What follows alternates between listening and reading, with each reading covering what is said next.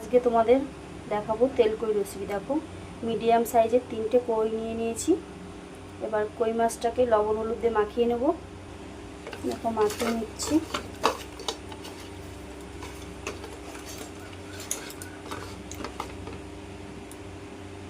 তেল কইয়ের জন্য দেখো আমি পেস্ট বানিয়ে নিচ্ছি। কাঁচা লঙ্কা, টমেটো কুচি, আদা, রসুন আর আছে গোটা জিরে। এবার পেস্ট করে নেব মশলাটা। আর মিডিয়াম সাইজের একটা পেঁয়াজ কুচি দিয়ে দিলাম। পেস্টটা করা হয়ে গেছে আমার। এদিকে দেখো আমি আগে থেকে কড়াইটা বসিয়ে নিয়েছি।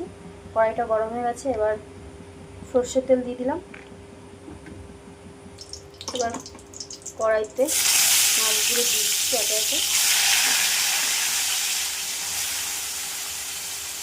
ভাজা হতে থাকে। এদিকে দেখো হলুদ গুঁড়ো নিয়েছি, ধনে গুঁড়ো, জিরে গুঁড়ো, সামান্য লবণ নিয়েছি। মাছটা দেখো হালকা করে ভেজে নিয়েছি। এবার কড়াইতে কালো জিরা ফোড়ন দিলাম।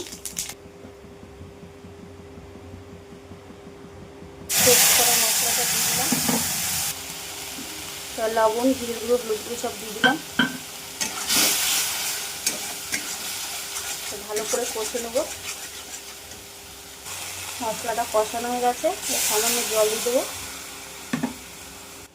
এবার আমি কই মাছগুলো দিয়ে দেবো।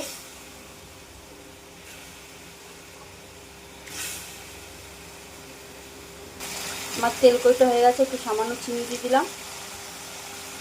এবার একটু কাঁচা সর্ষের তেল দিয়ে ফুটিয়ে নিয়েছি। এবার নামিয়ে দেবো। দেখো নামিয়ে দিয়েছি। আমার রেসিপি তোমাদের কেমন লেগেছে একটু কমেন্ট করে বলবে। আবার কোনো রেসিপি নিয়ে তোমাদের সামনে হাজির হব। আজকের রেসিপি এই পর্যন্ত।